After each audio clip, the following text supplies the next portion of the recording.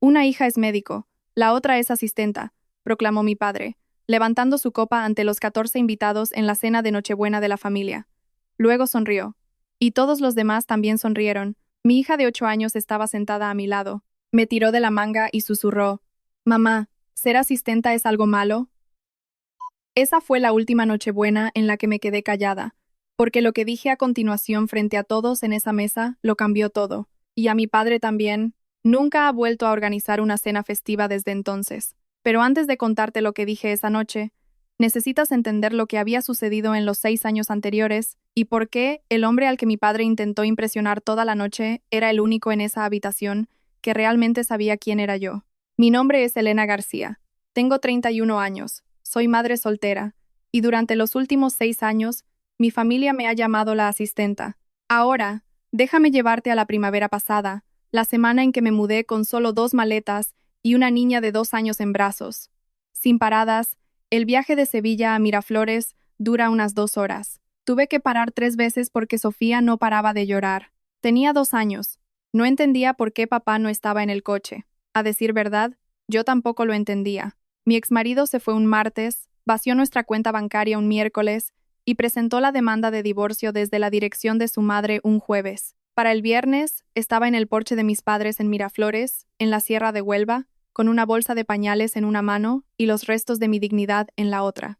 Mi padre abrió la puerta, miró las maletas, luego a mí y luego a Sofía. Dijo que la casita de invitados detrás de la casa principal estaba vacía, que era temporal, que no me acostumbrara, sin abrazo, sin ¿estás bien? Solo eso. La casita medía 30 metros cuadrados, un dormitorio, una cocina americana, un baño con una ducha que se quedaba sin agua caliente a los 4 minutos, pero estaba en la propiedad de mis padres y no había contrato de alquiler, ni papeles, solo la palabra de mi padre.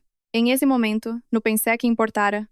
En una semana, ya estaba yendo de puerta en puerta, limpiando casas, ganando 15 euros la hora en efectivo, mientras una vecina cuidaba de Sofía. Fregaba bañeras, pulía suelos de madera y organizaba despensas para mujeres cuyas vidas yo había pensado que tendría a estas alturas. Ese mismo mes, Isabel, mi hermana, terminó su residencia en dermatología. Mis padres organizaron una cena para 20 personas. Llegué tarde porque todavía tenía las manos oliendo a lejía de la casa de un cliente al otro lado del pueblo. Ricardo, mi padre, no perdió la oportunidad. Se puso de pie en la cabecera de la mesa y dijo lo suficientemente alto para que todos lo oyeran: Disculpad que Elena llegue tarde. Estaba fregando la bañera de alguien. Todos soltaron una risita. Isabel apartó la mirada. Me senté y no dije una palabra. Esa fue la primera vez. Y ciertamente no fue la última. El problema es que las burlas no empezaron cuando volví a casa. Empezaron mucho antes de que me fuera. Al crecer, Isabel fue la que recibió clases particulares para la selectividad, campamentos de verano de bachillerato, visitas a las universidades de Sevilla y la Complutense. Cuando mi hermana entró en la Facultad de Medicina, mi padre hipotecó la casa por segunda vez para pagarle la matrícula. Cada céntimo, sin dudarlo. Cuando llegó mi turno, me sentó en la mesa de la cocina y me dijo: La formación profesional es más que suficiente para alguien como tú, alguien como yo. Todavía oigo esas palabras cada vez que cierro los ojos. Estudié en el Instituto Público Sierra de Aracena. Pagué mis estudios trabajando de camarera, de niñera, limpiando la iglesia los domingos. Me gradué en 2 años con matrícula de honor. Nadie vino a mi graduación. En cada Nochebuena, Navidad o comida de Pascua, mi padre nos presentaba de la misma manera. Esta es mi hija, la doctora Isabel García Ortiz. Luego se giraba para hacernos un gesto displicente. Y esta es Elena, no Elena, que se graduó con matrícula de honor, no Elena, que está criando a una hija sola, solo Elena. Mi madre nunca lo corrigió. Cada vez que lo mencionaba, Pilar suspiraba y se apretaba las sienes con los dedos. Tu padre solo quiere lo mejor para vosotras. No seas tan sensible. Esto es lo que nadie en esas reuniones familiares sabía. La matrícula de medicina de Isabel costó 400.000 euros. Mi padre pagó aproximadamente la mitad. El resto fueron préstamos del Estado, 180.000 euros de deuda que Isabel todavía arrastraba en silencio, mientras todos la llamaban la triunfadora. Pero en la mesa de los García, las apariencias lo son todo, y mi apariencia ya estaba decidida. O eso pensaban ellos. Sucedió como suceden la mayoría de las cosas cuando estás desesperada, sin un plan, sin un guión. Al segundo año de estar de vuelta en Miraflores, había limpiado más de 60 casas y empecé a notar algo. La sierra estaba llena de casas de vacaciones, fincas enormes propiedad de gente que vivía en Madrid o Sevilla, y que solo venían unas 4 veces al año. Estas casas necesitaban más que una simple limpieza. Necesitaban jardineros gestionados, calendarios de mantenimiento, alguien que recibiera a los huéspedes, que dejara entrar al fontanero a las 7 de la mañana y cerrara la puerta después de que el catering se fuera a medianoche. Nadie lo estaba haciendo bien. Creé una sociedad limitada, S.L. Monté una página web a las 2 de la mañana mientras Sofía dormía y llamé a la empresa Servicios Inmobiliarios Azahar. Sonaba más grande de lo que era, que en ese momento era solo yo y un portátil de segunda mano. Conseguí mis 3 primeras fincas en el mismo mes. No era mucho, pero era real. Se lo conté a mi madre. Estaba emocionada. Mamá, acabo de conseguir 3 clientes. Estoy construyendo algo. Pilar asintió. Qué bien, cariño. Isabel acababa de ser invitada a hablar en una conferencia de dermatología en Barcelona. Me quedé en la cocina, con el teléfono en la mano, los recibos de confirmación de los contratos aún abiertos, y por fin comprendí, con una claridad total, que nada de lo que yo construyera sería reconocido en esta casa. Podría curar el cáncer, y mi madre preguntaría si Isabel lo había curado primero. Esa noche, después de que Sofía se durmiera, sonó mi teléfono, un número desconocido con el prefijo 959. Hola, dio una voz. Soy Gloria. Soy la hermana de tu padre y creo que tenemos que hablar. Casi se me cae el teléfono, porque en esta familia, Gloria Vargas era un nombre que no se pronunciaba. Mi padre tenía una hermana, pero en tiempo pasado. Gloria Vargas se había divorciado de su marido 10 años antes de mi llamada, en un pueblo como Miraflores, donde el Club Rotario todavía abre sus reuniones con una oración y las parejas separadas se mudan a provincias diferentes. Eso fue suficiente para hacer un escándalo. Pero Gloria no se mudó. Se quedó, abrió una tienda de antigüedades en la calle Mayor, vivió sola y le encantó. Ricardo la repudió por completo, diciéndonos que era una vergüenza para la familia. No había hablado con ella en 10 años. Oí hablar de ti por un cliente en común, dijo Gloria durante un café la semana siguiente. Su tienda olía a cedro y a libros viejos. Una mujer cuya casa del lago gestionas. No para de hablar maravillas de ti. Pueblo pequeño. Todo el mundo conoce a alguien que conoce a alguien. Gloria no perdió el tiempo. Quiero invertir en tu empresa. 15.000 euros. No como un préstamo. Como capital, porque alguien debería haber apostado por ti hace mucho tiempo. La miré fijamente. 15.000 euros era más de lo que había ganado en los últimos 3 meses juntos. No lo hago para fastidiar a tu hermano, añadió, como si me leyera la mente. ¿Entonces por qué? Porque sé lo que es que tu familia te dé la espalda por elegir tu propia vida. Dejó la taza en el platillo. ¿Te suena? Acepté el dinero, contraté a 2 empleados a tiempo parcial, empecé a gestionar el negocio como una empresa de verdad, en lugar de hacerlo todo yo sola. Antes de irme, Gloria dijo algo que se me quedó grabado. La familia debería ser un puerto seguro, Elena, no una jaula. Luego hizo una pausa. Hay algo sobre tu padre que no sabes, pero no es el momento. Conduje a casa con más preguntas que respuestas y un cheque que lo cambiaría todo. 2 años. Ese fue el tiempo que duró el silencio. A los 27, tenía 5 empleados, 8 fincas bajo contrato y una reputación creciente en la sierra. Azahar todavía era pequeña, pero era muy real. Reinvertí cada céntimo, compré una furgoneta decente, imprimí tarjetas de visita con un logo. Sofía me ayudó a elegir una flor de azahar blanca sobre un fondo verde oscuro. Todavía vivía en la casita, todavía en la propiedad de mi padre, todavía sin contrato de alquiler. Fue entonces cuando Ricardo decidió recordármelo. Fue una cena de domingo, del tipo que mis padres solo organizaban sin público. Estofado, patatas asadas, Isabel y David sentados enfrente, Sofía coloreando en un rincón. A mitad de la comida, Ricardo dejó el tenedor. Ese terreno de atrás vale un buen dinero ahora, dijo. El tono era casual, como si comentara el tiempo. Puede que tenga que hacer algunos cambios. Levanté la vista. ¿Cambios? ¿Cómo qué? No te preocupes. Solo sé que nada es para siempre. La habitación se quedó en silencio. Isabel miraba fijamente su plato. David tomó un largo sorbo de agua. Pilar se afanaba con el salero. Nadie dijo una palabra. Porque en esta familia, cuando Ricardo hacía una declaración, no era una conversación. Era un veredicto. Esa noche, después de que Sofía se durmiera, Pilar me llamó. Su voz era tensa, mitad disculpa, mitad directiva. Alguien vino a ver la propiedad la semana pasada, dijo. ¿Un promotor inmobiliario? Se me encogió el estómago. ¿Qué promotor? No sé los detalles, Tu padre se encarga de esas cosas. Un silencio.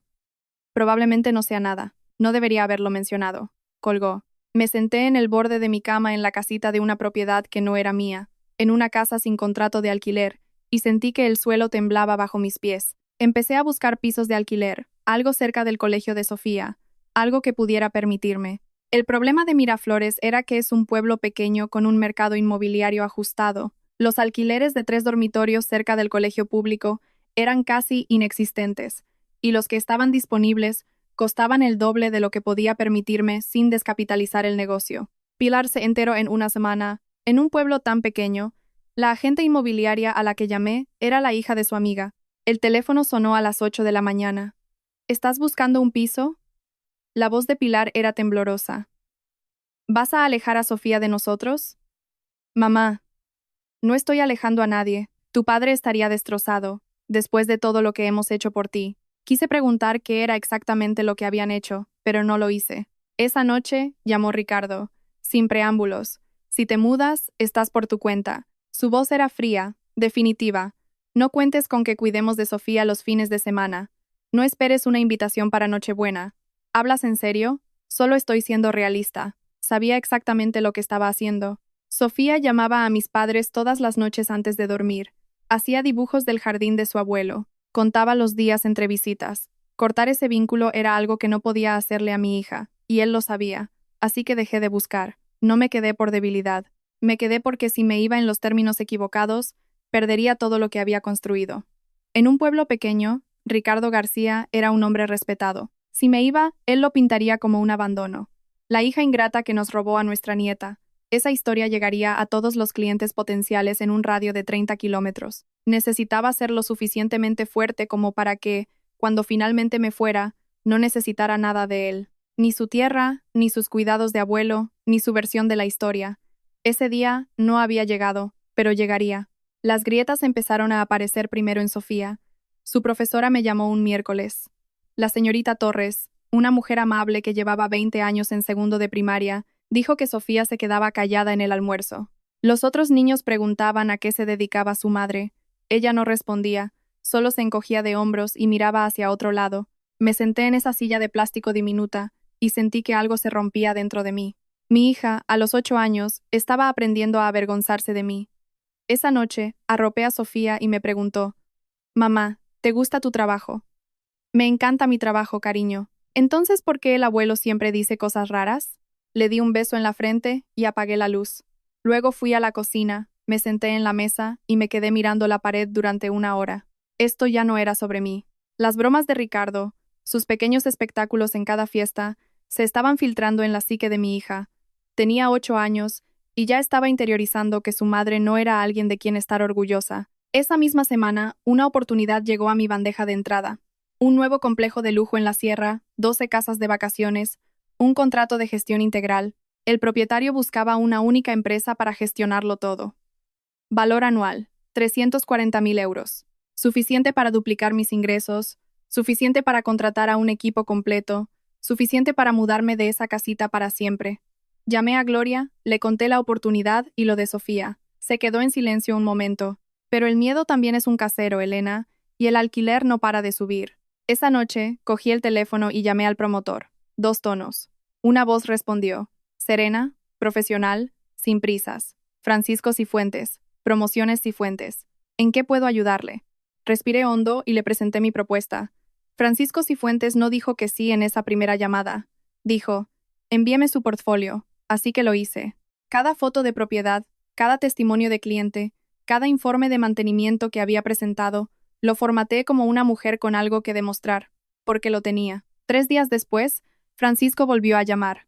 Dijo: he preguntado por ahí. 3 propietarios diferentes en la sierra me han dicho lo mismo. Si quieres que se haga bien, llama a Azahar. Nos reunimos en su oficina en Huelva el lunes siguiente. Llevaba mi única chaqueta, la que todavía olía a la tintorería porque solo la había llevado una vez. Francisco me estrechó la mano, me miró a los ojos y dijo: usted es la persona que busco, Elena. Hagámoslo. Firmé un contrato de gestión de 2 años para 3 propiedades. La primera fase de su desarrollo. En un instante, Azahar pasó de ser una operación de una sola furgoneta a una empresa con infraestructura real. Contraté a 4 personas más ese mes. Esa misma semana en casa, las cosas se torcieron. Ricardo me llamó a su despacho. La habitación olía a tabaco de pipa y a cuero viejo. La habitación donde hacía declaraciones, no peticiones. Necesito que firmes unos papeles, dijo. ¿Qué papeles? Un acuerdo para que desalojes la casita antes de marzo. ¿Marzo? Faltan 4 meses. Es mucho tiempo. Miré el documento en su escritorio. Papel con membrete profesional, lenguaje legal, una fecha de mudanza en negrita. ¿Por qué? Pregunté. Se reclinó en su silla. Porque es mi propiedad, por eso. No grité, no lloré. Me quedé mirando ese papel y vi el nombre de un bufete de abogados, no el de la familia, sino uno de abogados inmobiliarios comerciales. Alguien estaba comprando el terreno. No voy a firmar nada esta noche, dije. Voy a leerlo primero. Salí. Mis manos estaban firmes. Mi corazón no. El enfoque de Pilar siempre fue más suave, lo que lo hacía peor. A la mañana siguiente, me invitó a tomar un té. La cocina olía a manzanilla. Había sacado las tazas buenas, las del borde dorado, como una disculpa envuelta en porcelana. Tu padre está bajo mucho estrés, empezó, con los ojos llorosos, las manos entrelazadas. Era el acto de una madre preocupada, ensayado a la perfección. Sus inversiones no han ido bien.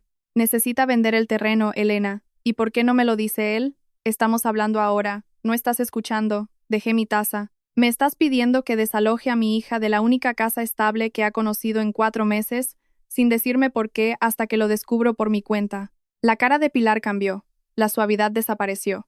Isabel nunca haría las cosas tan difíciles. Isabel no vive en una casita en la propiedad de papá. Exacto. Me miró directamente. Porque Isabel se ha hecho a sí misma. Esas palabras fueron como una bofetada. No porque fueran crueles. Ya había oído cosas peores, sino porque venían de mi madre. La mujer que me hacía las trenzas antes del colegio.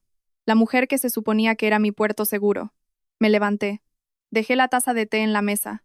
No di un portazo. Simplemente cerré la puerta detrás de mí, pero de alguna manera pareció más ruidoso. Esa noche, sentada en el porche de la casita mientras Sofía dormía, mi teléfono vibró. Un mensaje de un número que no había visto en meses. Isabel, ¿podemos hablar en privado? Me quedé mirando la pantalla durante mucho tiempo. Mi hermana no me había enviado un mensaje en más de un año, ni por mi cumpleaños, ni por el de Sofía, ni por nada. Y ahora, de repente, quería hablar. Algo iba mal. Simplemente no sabía qué. Nos encontramos en una cafetería en un pueblo a 20 minutos de Miraflores, lo suficientemente lejos como para que nadie nos viera. Isabel se veía diferente. No mal, exactamente, sino disminuida. Llevaba el pelo recogido, sin pendientes. La confianza que siempre había admirado se había suavizado hasta parecerse al agotamiento. Pidió un café solo. Yo también. Nos sentamos junto a la ventana y, durante un minuto, nadie dijo nada. Luego lo soltó. David quiere el divorcio. Parpadeé. ¿Desde cuándo? Desde julio. Llevamos 4 meses fingiendo. ¿Por qué me lo cuentas a mí? Miró su taza de café. Porque eres la única en esta familia que sabe lo que es empezar de cero. No esperaba que esa frase me afectara tanto. Isabel, la hija de oro, cuyo nombre siempre iba precedido por un brindis, estaba sentada frente a mí en una cafetería preguntándome cómo sobrevivir a esto. Otro silencio. Y este fue más profundo. Sé cómo te tratan. Nunca dije nada. Debería haberlo hecho. No le dije que estaba bien, porque no lo estaba. ¿Cuánta deuda tienes? Pregunté. Se sobresaltó. 180,000 en préstamos del Estado. David se encargaba de los pagos. Si nos separamos, dijo en voz baja, puedo encargarme del resto. Me preguntó si conocía a algún buen abogado de divorcios. Le di un nombre, el que yo había usado hacía 5 años. Lo escribió en una servilleta, la dobló y la guardó en su bolso, y por un segundo, se parecía a la chica asustada de 19 años que recordaba de antes de que la Facultad de Medicina se convirtiera en un título. No sentí pena por ella, pero tampoco sentí satisfacción. Solo me sentí cansada. De camino a casa, pensé en lo irónico que era. Las 2 hijas de los García, sentadas en una cafetería, tratando de averiguar cómo sobrevivir a los hombres que las habían traicionado. Y me pregunté, si Isabel también se estaba desmoronando, ¿por qué mis padres necesitaban tanto la imagen de la perfección? ¿Por qué pasaron décadas construyendo la fachada de una familia en la que nadie estaba realmente bien? ¿Es eso amor? ¿O solo miedo a lo que dirán los vecinos? Me encantaría saber qué piensas. Déjame un comentario abajo. Unos meses antes de Nochebuena, llegó la llamada. Azar había crecido hasta tener 12 empleados 15 propiedades de lujo repartidas por la sierra. Los ingresos habían superado los 2 millones de euros a principios de ese año, y yo dirigía una operación real, con software de programación, equipos uniformados y revisiones trimestrales de clientes. La chica que fregaba bañeras por 15 euros la hora ahora cerraba contratos durante el almuerzo. Nadie en mi familia sabía la escala. Para ellos yo seguía siendo Elena, la que limpia casas. Entonces llamó una periodista. Hola, señora García. Soy de la revista de negocios de Andalucía. Estamos haciendo un reportaje sobre emprendedores locales menores de 35 años. Su nombre surgió 3 veces de diferentes fuentes. 3 personas diferentes me habían recomendado. No Isabel, no los contactos de mi padre en el Club Rotario. Yo acepté la entrevista con una condición. Por favor, no mencione a mi familia ni mi historia personal. Esto es sobre el negocio. La periodista, una mujer joven llamada Carla, pasó 2 horas conmigo en una de las propiedades que gestiono. Fotografió al equipo trabajando, preguntó sobre ingresos, estrategia de crecimiento, retención de clientes. Me trató como a una directora ejecutiva porque eso es lo que era. El número saldrá la semana de Navidad, dijo Carla mientras recogía sus cosas. Recibirás una copia anticipada. Navidad. El momento parecía casi poético. No se lo conté a mis padres, no se lo conté a Isabel. La única persona a la que se lo conté fue a Gloria, que escuchó por teléfono y luego se echó a reír, una risa cálida y sorprendida. Esto va a hacer que las fiestas sean interesantes, dijo. Por primera vez en 6 años, alguien preguntaba por mi trabajo, no como una broma, sino como una historia de éxito. Y guardé ese sentimiento en secreto. Lo mantuve en mi pecho como una cerilla encendida en una habitación oscura, y esperé. 2 semanas antes de Nochebuena, estaba en la cocina de la casa principal, ayudando a Pilar con la lista de invitados, cuando Ricardo entró, con el pecho hinchado, sosteniendo su teléfono como un trofeo. «¿Adivinad quién viene para Nochebuena?», dijo. Pilar levantó la vista. «¿Quién? ¿Francisco Cifuentes?», dijo el nombre como si anunciara a la realeza. Francisco Cifuentes, propietario del grupo Promociones Cifuentes, el mayor promotor inmobiliario residencial de la Sierra de Huelva. Ricardo llevaba meses cortejando a Francisco para cerrar la venta de su terreno. «Esta es mi oportunidad», continuó Ricardo. «Cifuentes en nuestra mesa. Buena comida, buen vino, una buena impresión. Para Año Nuevo, el trato estará cerrado». Yo estaba de pie junto a la encimera, sosteniendo un cucharón, y sentí que la sangre se me helaba. Francisco Cifuentes, el hombre con el que tenía una videollamada todos los martes a las 9 de la mañana, el hombre cuyas propiedades había gestionado durante 2 años, el hombre que me llamaba la operadora más fiable de la región. Mi padre nunca me había preguntado el nombre de mi empresa, nunca había visitado mi oficina, nunca me había buscado en Google. Y Francisco no tenía por qué saber mi apellido de soltera, o que la mujer que dirigía servicios inmobiliarios a Sahar volvía a casa por la noche a una casita de 30 metros cuadrados detrás de la casa de su padre. 2 mundos completamente separados estaban a punto de colisionar en la misma mesa. Me excusé, conduje hasta la casita y llamé a Gloria. «Francisco Cifuentes viene para Nochebuena», dije. «Papá lo ha invitado». Un breve silencio, luego un lento suspiro de Gloria. «Bueno», dijo, «esto va a ser muy interesante. ¿Qué hago?» «Nada. No tienes que hacer nada, Elena. La verdad tiene la costumbre de salir a la luz por sí sola». Luego añadió, casi como un comentario aparte, «Tengo mis propios planes para Nochebuena este año». No le pregunté cuáles eran. Quizás debería haberlo hecho. El lunes antes de Nochebuena, mi padre me volvió a llamar a su despacho. Esta vez el documento era diferente. Más grueso, notariado en una página, un acuerdo de desalojo con una fecha límite impresa, 1 de marzo. «Firma esto antes de Nochebuena», dijo Ricardo. No se sentó. Se quedó detrás de su escritorio como un hombre acostumbrado a estar por encima de los demás. «Después involucraré a los abogados».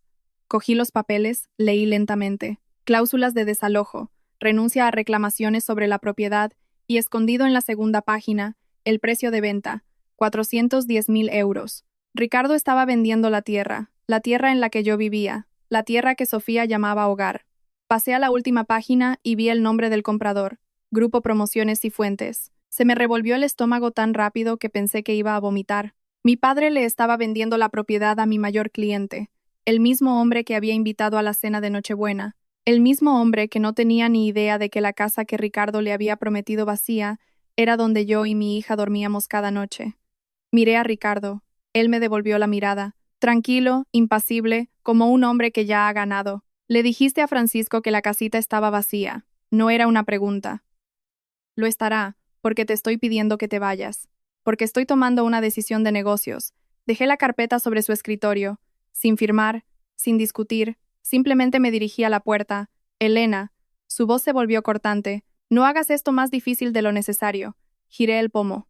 Yo no soy la que lo está haciendo difícil, papá.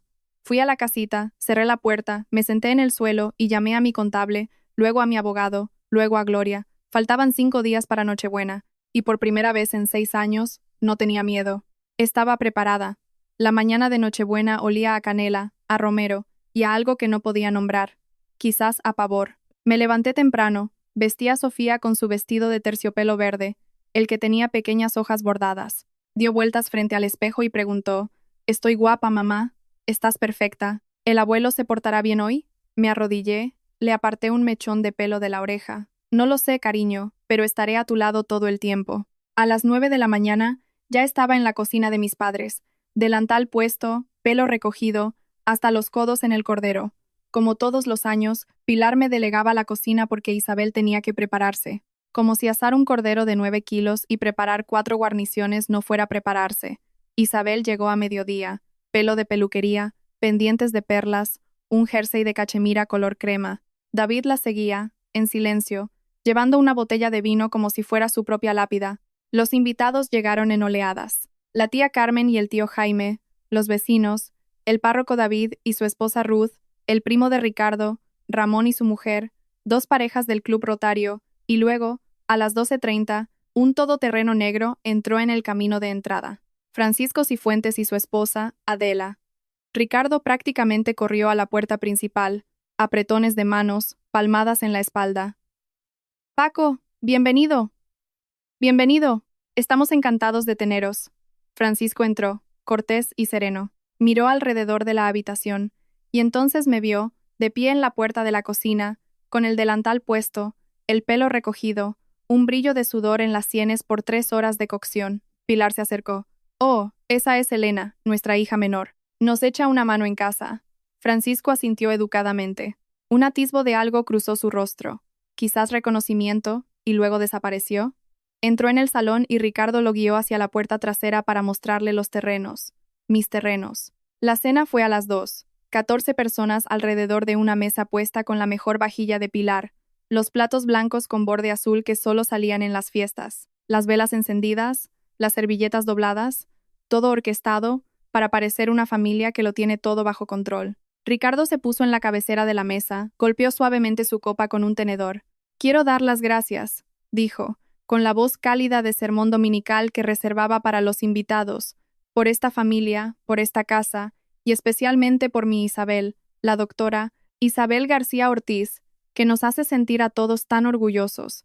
Hubo un murmullo de aplausos, cálido, automático, como en la iglesia. Isabel sonrió una sonrisa pequeña y ensayada. A su lado, David miraba su plato. Su mandíbula estaba apretada. Nadie se dio cuenta. Ricardo no había terminado. Y por Elena, por supuesto. Hizo una pausa para dejar que la frase calara, y luego una amplia sonrisa. Una hija es médico, la otra es asistenta. Se rió, esa risa baja y satisfecha que había oído 100 veces. Unas pocas personas se rieron con él. El primo Ramón, el tío Jaime, risitas nerviosas y reflejas cuando nadie sabe qué más hacer. La mayoría de la mesa permaneció en silencio. El párroco David bajó la mirada a su servilleta. Ruth apretó los labios. Adela Cifuentes se movió en su silla. Francisco, sentado a 3 asientos a mi derecha, no se rió. Miró a mi padre y luego a mí. Debajo de la mesa, la manita de Sofía encontró la mía. Sus dedos estaban fríos. Los apreté. No dije nada. No reaccioné. Todavía no. Pero sentí la mirada de Francisco sobre mí un poco más de lo normal, como alguien que intenta reconocer una cara, como una pieza de un puzzle flotando justo por encima de su lugar. Aún no lo había resuelto. Todavía no. Pero la noche era joven. Después del plato principal, después de que el cordero fuera cortado, las guarniciones servidas y las segundas raciones tomadas, Pilar se levantó.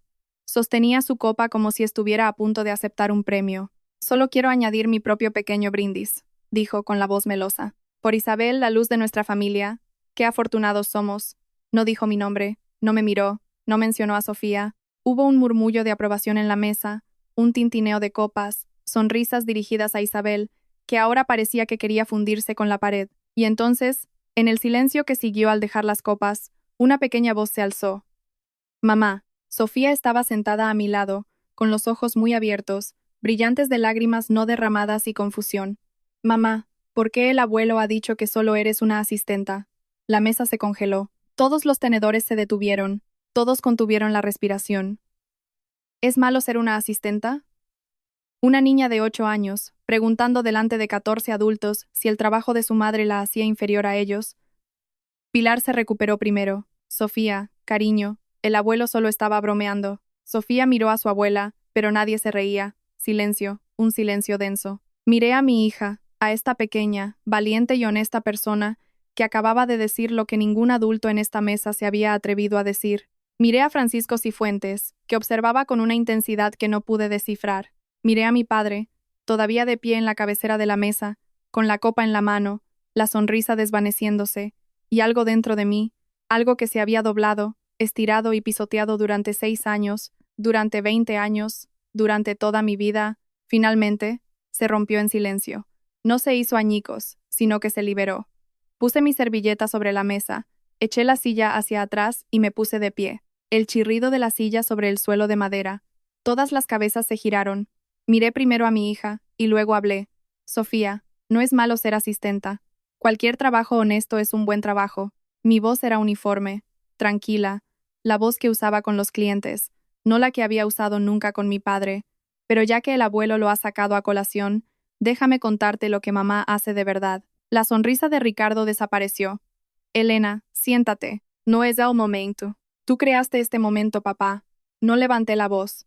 No era necesario. Te pusiste de pie delante de 14 personas y me definiste. Ahora me voy a definir yo. La habitación se sentía cargada.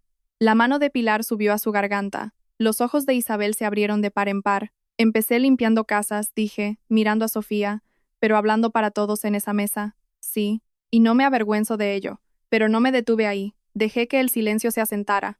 Construí una empresa. Se llama Servicios Inmobiliarios Azahar. Gestiono 15 propiedades de lujo en toda la Sierra de Huelva.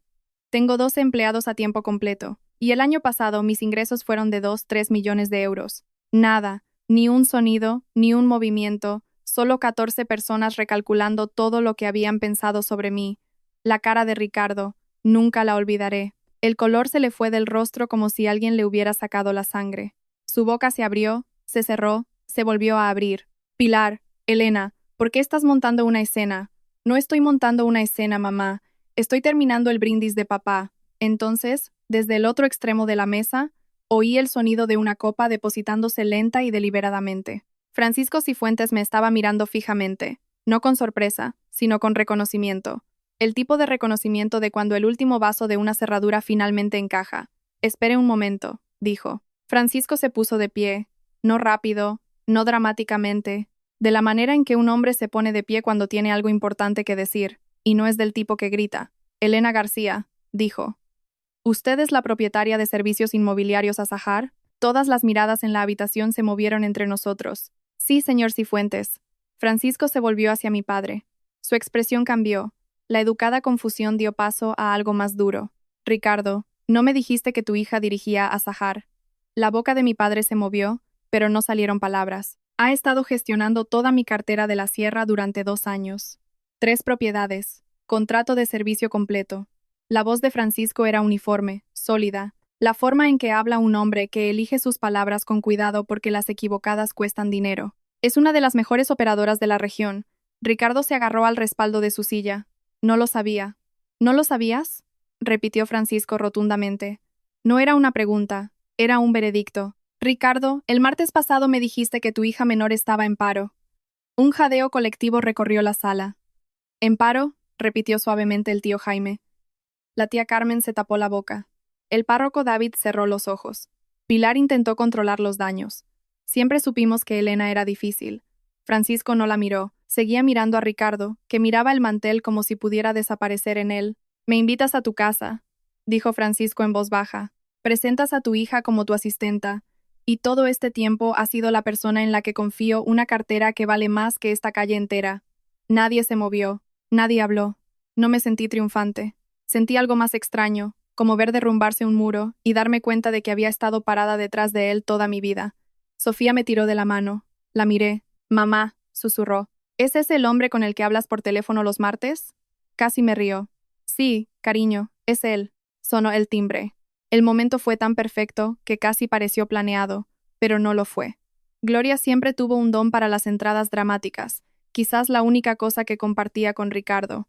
Pilar abrió la puerta, su cara se quedó blanca. Gloria Vargas estaba en el porche con un abrigo azul marino, una botella de vino en una mano y una revista en la otra. Su pelo canoso estaba recogido en un moño elegante y sonreía como una mujer que ha esperado 10 años por un momento. ¿Qué haces aquí? La voz de Ricardo temblaba. ¿No estás invitada? Lo sé. Gloria entró de todos modos. Su mirada recorrió la habitación. Los invitados congelados, los cubiertos abandonados, 14 caras que parecían haber olvidado cómo respirar. Pero traje un regalo para mi sobrina nieta. Pasó junto a Pilar, luego junto a Ricardo, directamente a la mesa. Colocó la revista de negocios de Andalucía sobre el mantel blanco, justo entre la salsa de arándanos y la salsera. Luego la abrió por el reportaje principal. Una doble página con una foto mía de pie frente a una finca de piedra, con los brazos cruzados, el logo de Azahar en la furgoneta detrás de mí, el titular, Servicios Inmobiliarios Azahar. Cómo una madre soltera construyó un negocio de 2-3 millones de euros desde cero. La revista pasó de mano en mano. La tía Carmen, el párroco David, Ruth, Adela Cifuentes, que la leyó 2 veces. La esposa de Ramón la sostuvo a la luz como si estuviera inspeccionando un diamante. Ricardo se quedó en la cabecera de la mesa y vio cómo su noche cuidadosamente orquestada se desmoronaba. Gloria miró a su hermano, no con crueldad, sino con algo parecido al dolor. Has estado tan ocupado avergonzándote de tu hija, dijo, que te has perdido quién es ella en realidad. Ricardo no dijo nada. Por primera vez en sus 63 años, Ricardo García no tenía absolutamente nada que decir. Francisco cogió la revista, leyó el primer párrafo y la dejó. Luego se volvió hacia Ricardo con la expresión de un hombre cuyo contrato acaba de ser renegociado sin su consentimiento. Ricardo, su voz era reflexiva. El terreno que me estás vendiendo es donde vive tu hija. La mandíbula de Ricardo se tensó. Eso es un asunto aparte. ¿Tu hija está siendo desalojada por nuestro acuerdo? Silencio de nuevo. Pero este estaba lleno de implicaciones. Hablé, no en voz alta, no con regodeo, solo con claridad. Vi el contrato en su escritorio la semana pasada. Me pidió que firmara un acuerdo de desalojo antes de Nochebuena. El precio de venta es de 410.000 euros. Y le dijo que la casa estaba vacía. Francisco se reclinó en su silla. Se frotó la frente con una mano. Ricardo, no hago negocios de esta manera. Paco, esto es un asunto familiar. Se convirtió en asunto mío en el momento en que me mentiste. Francisco negó con la cabeza. Me dijiste que esa casa estaba vacía. Basé mi oferta en esa suposición. La mesa estalló en pequeños dramas privados. La tía Carmen le susurró a Jaime. La esposa del párroco David le apretó la mano a su marido. Los vecinos parecían estar viendo un accidente de coche a cámara lenta. Entonces, desde el tranquilo extremo de la mesa, habló David Ortiz. Perdón, dijo. Su voz era ronca, como si no la hubiera usado en semanas. Pero esto no está bien. Nada de esto está bien. Isabel miró a su marido. Y en ese instante, algo pasó entre ellos. No amor, no perdón, sino quizás la sombra de por qué se habían elegido en primer lugar. Extendió la mano por debajo de la mesa y tomó la suya. La habitación estaba en ruinas. No por los gritos, no por la violencia, solo por la verdad. Se quedó allí, en medio del banquete de Nochebuena, y se negó a sentarse. Francisco se levantó, se abrochó la chaqueta, un gesto pequeño y deliberado que decía más que cualquier palabra. Ricardo, necesito poner en pausa nuestras discusiones sobre el terreno. Su voz era educada, profesional, pero definitiva. Necesito pensar en esto. Todos en esa mesa sabían lo que significaba. Pausa significaba. Deberíamos hablar significaba que se había acabado. Ricardo lo intentó. Paco, discutamos esto en privado. Ya hemos hablado en privado. Francisco se ajustó los puños. Ese parece ser el problema. Se volvió hacia mí, un breve asentimiento, ni cálido ni frío, profesional, 2 dueños de negocios reconociéndose. Elena, la llamaré el lunes. Tenemos trabajo que hacer. Sí, señor, gracias. Francisco puso una mano en la espalda de Adela. Ella se levantó, cogió su bolso y salieron por la puerta principal sin mirar atrás. En 5 minutos, el párroco David y Ruth se estaban excusando. Madrugamos mañana, dijo David, pero la mirada que le dirigió a Ricardo fue de decepción. Luego los vecinos, luego Ramón y su mujer, Un carrusel de excusas, un dolor de cabeza, un largo viaje, un vuelo temprano, hasta que la mesa para 14 se quedó con solo 6 personas. Ricardo se desplomó en su silla, el patriarca en la cabecera de una mesa vacía, su copa todavía llena, su plato intacto. El hombre que había empezado la noche con un brindis y una risa, ahora se sentaba en un silencio tan profundo que se podía oír cómo se consumían las velas. 410.000 euros perdidos. Su reputación en una comunidad que valoraba la reputación por encima de casi todo, destrozada. No porque yo lo atacara, no porque lo humillara, sino porque dije la verdad. Y la verdad hizo lo que siempre hace cuando has estado mintiendo el tiempo suficiente. Se reveló a sí misma. La casa estaba en silencio ahora, los platos abandonados, las velas parpadeando, 6 personas en una habitación que se sentía más vacía que el cero. Levanté a Sofía de su silla, rodeó mi cuello con sus brazos y apoyó la cabeza en mi hombro, como cuando tenía 2 años, la edad que tenía cuando la traje a esta casa sin nada. Caminé hacia donde estaban sentados Ricardo y Pilar, no demasiado cerca, solo lo suficientemente cerca. Me iré de la casita antes de fin de mes. Ricardo levantó la vista. No porque me lo pidas, dije. Porque debería haberme ido hace mucho tiempo, Elena. Su voz era más pequeña de lo que nunca la había oído. No estoy enfadada, papá. Simplemente ya no estoy dispuesta a esperar a que me veas. La cara de Pilar se arrugó. Las lágrimas brotaron. Esta vez eran reales, no del tipo que usaba como moneda de cambio, pero por primera vez en mi vida, no me apresuré a secarlas.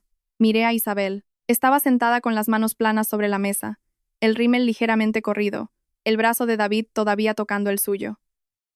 Me miró a los ojos y asintió. Un gesto pequeño, sin palabras. Me di la vuelta y fui hacia la puerta principal. Gloria estaba en el porche. No había entrado para el final. Había estado esperando ahí fuera, con las manos en los bolsillos de su abrigo, mirando cómo el cielo de noviembre se oscurecía. Tengo un sofá-cama, dijo simplemente. Es lo suficientemente grande para 2. Sofía levantó la cabeza y miró a Gloria. ¿Eres tú la que envía las tarjetas de cumpleaños? Gloria sonrió. Todos los años, cariño. Abracé a Sofía en su silla del coche. Cerré la puerta y me puse al volante. Por el espejo retrovisor, la casa parecía cada vez más pequeña. La luz del porche parpadeaba. Nadie salió a despedirnos. Respiré hondo, una respiración que llenó cada rincón de mis pulmones. Por primera vez en 6 años, en un pueblo como Miraflores, no necesitas internet, tienes la iglesia. Para el domingo, 3 días después de Nochebuena, la historia había recorrido todos los bancos, cada café, cada conversación en el aparcamiento después de la misa. 14 invitados significaban 14 hogares, y cada hogar se lo contó a otros 5. Al final de la semana, todos los que alguna vez le habían estrechado la mano a Ricardo García en las reuniones del Rotary sabían lo que había sucedido en su mesa. Las consecuencias fueron específicas y medibles. El párroco David llamó a Ricardo directamente. Creo que sería mejor que te retiraras del comité de recaudación de fondos este año, Ricardo. Concéntrate en tu familia. Traducción. Mantén un perfil bajo. El grupo de mujeres de Pilar, el que organizaba la colecta de caridad navideña cada diciembre, le informó educadamente de que vamos a ir en una dirección de liderazgo diferente este año. La mujer que dio el mensaje se lo contó a una amiga, que se lo contó a su peluquera, que me lo contó a mí. Necesitamos gente que eleve a otras mujeres, Pilar. La revista de negocios de Andalucía llegó a los kioscos ese miércoles. El artículo de Carla tenía una foto mía en la contraportada. En una semana, 3 propietarios con los que nunca había contactado se pusieron en contacto con Azahar. Leí el artículo, decía cada uno, como una contraseña. La señorita Torres, la profesora de Sofía, me detuvo al recogerla. Lo vi, dijo, sosteniendo la revista. Siempre supe que había más en ti de lo que este pueblo te reconocía. En el supermercado, en la gasolinera, en la oficina de correos, la gente me miraba de forma diferente. No con lástima, no con el cortés desdén al que me había acostumbrado, sino con algo nuevo, respeto. Y Ricardo, que había construido toda su identidad en ser el hombre más respetado de la calle, dejó de ir a la iglesia, dejó de ir al Rotary, dejó de contestar al teléfono. El silencio de la casa grande era ensordecedor. Isabel llamó 2 días después de Nochebuena, no para disculparse en nombre de sus padres, no para suavizar las cosas. David se ha mudado, dijo. Se lo dije a mamá y a papá anoche. ¿Cómo reaccionaron? Una larga pausa. Mamá dijo, esto no puede estar pasando. Primero Elena, ahora tú. La voz de Isabel se quebró en esa primera palabra, como si la estuviera escuchando por lo que era. No preocupación, sino un inventario. Pilar no estaba de luto por el dolor de su hija. Estaba contando sus pérdidas. Y papá, nada. Simplemente se sentó allí. Creo que se le han acabado las palabras. Me imaginé la escena. Ricardo en su despacho, el patriarca que había perdido a su público y su escenario en la misma semana, un hombre que había pasado décadas siendo padre para los demás y nunca había aprendido a hacerlo en privado. Entonces Isabel empezó a llamarme más. No conversaciones largas, sino breves, torpes pero reales. ¿Cómo hiciste esto a los 24? Preguntó una noche. No muy bien, pero lo hice. Ella se rió. Una risa real, del tipo que no le había oído desde que éramos niñas, compartiendo habitación y susurrando después de medianoche. Siempre pensé que tú eras la valiente, dijo en voz baja. Yo solo era la que tenía el título en la pared. No la corregí porque tenía razón, no sobre la valentía, sino sobre el título. Eso es todo lo que siempre fue.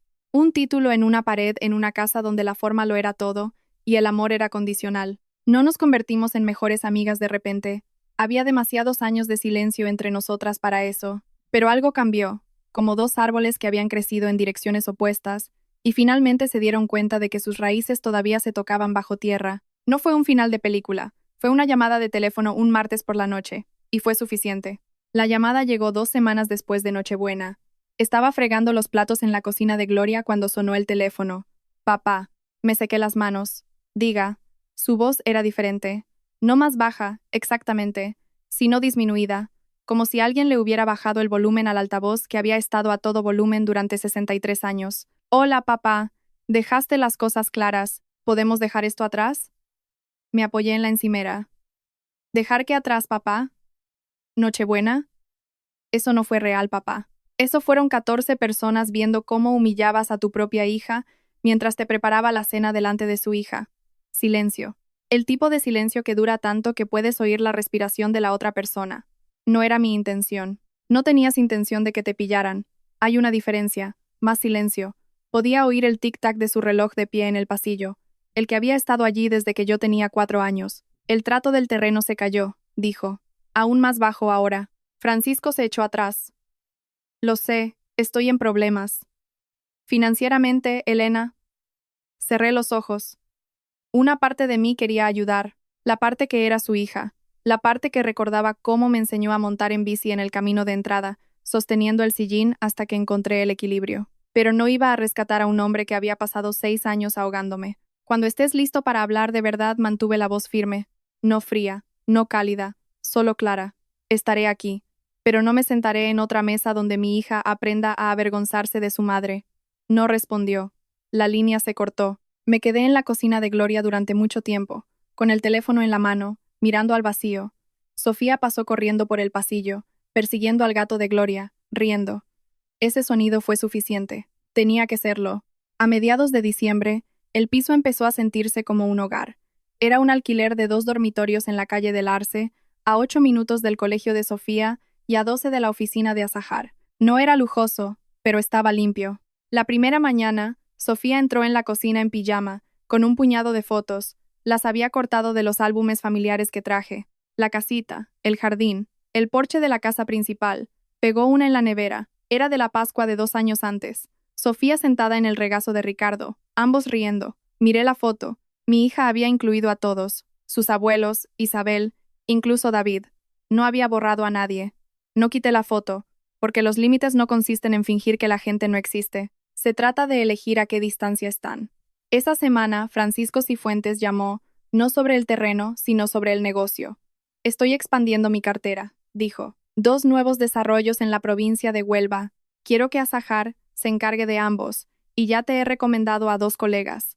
Para enero, las proyecciones de ingresos para el próximo año alcanzaron los 3,4 millones de euros. Contraté a 3 personas más. Me mudé de una oficina en casa a una real, una tienda reformada en la calle principal con el logo de Azahar pintado en el cristal.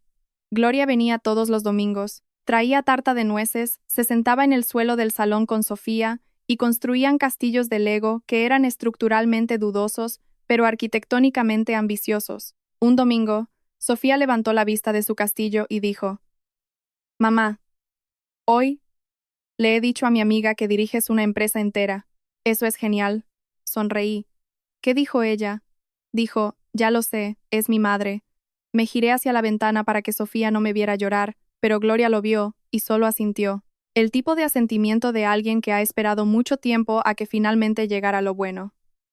El divorcio de Isabel finalizó en febrero. Alquiló un apartamento de un dormitorio en Sevilla, la primera vez en su vida que vivía sola, sin compañeros de piso, sin marido, sin el salón de sus padres en el que apoyarse, solo ella, un sofá cama y una caja de menús para llevar. Me llamó la primera noche. Estoy aterrorizada, dijo. ¿Cómo hiciste esto a los 24? Mal, dije, muy mal. Queme el arroz durante 6 meses seguidos. Ella se rió. Yo también me reí. Era el tipo de risa que solo existe entre personas que se han visto en su peor momento, y aún así deciden quedarse. Mamá llamó, dijo Isabel después de un momento. Está disgustada porque ninguna de las dos fuimos a casa por Navidad. Tiene derecho a estar disgustada. No le debemos a nadie un espectáculo. Una pausa. ¿Desde cuándo te volviste tan sabia? No es sabiduría, son cicatrices. Isabel guardó silencio un momento. ¿Sabes de qué estaba celosa antes? No de tu empresa, no del dinero. ¿De qué entonces? De cómo no te importaba lo que pensaran los demás. Pasé toda mi vida actuando para papá. Las notas, el título, el matrimonio, cada elección que hice, fue una línea en su discurso. Y todo ese tiempo, tú simplemente vivías tu vida. Sí que me importaba lo que pensaran, dije. Simplemente me quedé sin espacio para ello. Hablamos durante otra hora, de nada y de todo. El colegio de Sofía, la paciencia de Isabel, una receta de pollo al limón que ninguna de las dos conseguía hacer bien. No era una hermandad de película de Hallmark. Eran dos mujeres de 30 y tantos conociéndose por primera vez sin sus padres en medio. Era complicado, era real.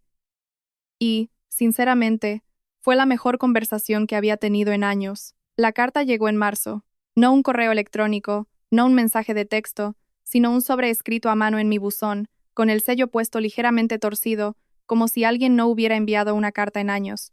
Reconocí la letra. Apretada, inclinada, todo en mayúsculas. La forma en que mi padre escribía en las tarjetas de cumpleaños cuando yo era pequeña, cuando todavía las enviaba, me senté en los escalones de mi porche. Sofía estaba en el colegio. La calle estaba tranquila. Dentro había una sola tarjeta, de color crema, sin un sentimiento preimpreso. Solo 6 palabras en tinta azul. Elena, he leído el artículo. Papá. Solo 6 palabras. No un lo siento, no un me equivoqué, sin explicaciones. Sin excusas, sin mencionar el trato del terreno o Nochebuena o los años de burlas que nunca podría entender. Solo he leído el artículo. Sostuve la tarjeta durante mucho tiempo. La giré, no había nada en la parte de atrás. Una parte de mí quería llamarlo. La parte que era su hija. La parte que aún recordaba el peso de su mano en mi hombro cuando aprendí a montar en bici. Cómo la mantuvo firme hasta que dije que estaba lista. Y cómo la soltó en el mismo instante en que se lo pedí. Pero no llamé. Puse la tarjeta en el mostrador de la cocina junto a un jarrón de azahares que Gloria había traído el día anterior. No la tiré. No la enmarqué. Simplemente la dejé allí, una puerta dejada entreabierta, pero no abierta de par en par. Podrían pasar años, puede que nunca llegue, una conversación completa, una disculpa real. El tipo de disculpa que no empieza con «¿podemos dejar esto atrás?», sino con «entiendo lo que hice». Pero mi paz ya no depende de su tiempo. Sus 6 palabras no fueron suficientes, pero fueron las primeras. Y mi paz no depende de que él ofrezca las segundas. Solía creer que si trabajaba lo suficiente, si tenía el éxito suficiente, mis padres cambiarían. Como si hubiera un número mágico, una cifra de ingresos, una portada de revista, un título lo suficientemente impresionante como para desbloquear su aprobación. Pero esto es lo que he aprendido. No puedes obtener amor de personas que no están dispuestas a darlo. Todo lo que puedes hacer es dejar de dejar que su ausencia te defina. Si estás pasando por algo similar, si todavía te sientas en una mesa donde eres el blanco de la broma, ¿qué hiciste para cambiarlo? ¿O qué desearías haber hecho? Cuéntamelo en los comentarios. Te cuento esta historia desde el porche de mi piso en la calle del Arce. Es un jueves por la noche. Sofía está dentro haciendo los deberes en la mesa de la cocina, la que elegimos juntas en la tienda de antigüedades de Gloria. El logo de Azahar en la ventana de mi oficina capta la luz cada vez que paso por delante por la mañana. Los 12 empleados se han convertido en 16. Las recomendaciones de Francisco se han convertido en contratos a largo plazo. El artículo de la revista me consiguió un premio de negocios local. Y el mes pasado, una mujer llamó desde Madrid. Encontró a Sahar en internet y dijo, oí hablar de usted por mi prima. Dijo que empezó sin nada. No la corregí, porque nada no es la palabra correcta. Empecé con una casita de 30 metros cuadrados, una hija de 2 años y una familia que me trataba como a una broma. Eso no era nada, lo era todo. Simplemente apuntaba en la dirección equivocada. No cuento esta historia por venganza. No la cuento para hacer quedar mal a mi padre. Él hizo eso por sí mismo, frente a 14 testigos, en una fiesta destinada a la gratitud. Cuento esta historia porque en algún lugar, ahora mismo, alguien está viendo esto a las 2 de la mañana, tumbado en la cama, preguntándose si tiene permiso para decir basta. Te preguntas si establecer un límite con las personas que te criaron te hace ingrato, egoísta o malo. La respuesta es no. Establecer un límite no es una traición. Es lo primero honesto que puedes hacer en una relación construida sobre el silencio. Y si nadie te lo ha dicho, tu trabajo importa. Tu esfuerzo importa. No necesitas el título, el brindis o el permiso de nadie para estar orgulloso de quién eres. Sofía y yo estamos comiendo helado en los escalones del porche. El sol se está poniendo. Tiene chocolate en la barbilla y se está riendo de nada en particular. A esto suena la libertad.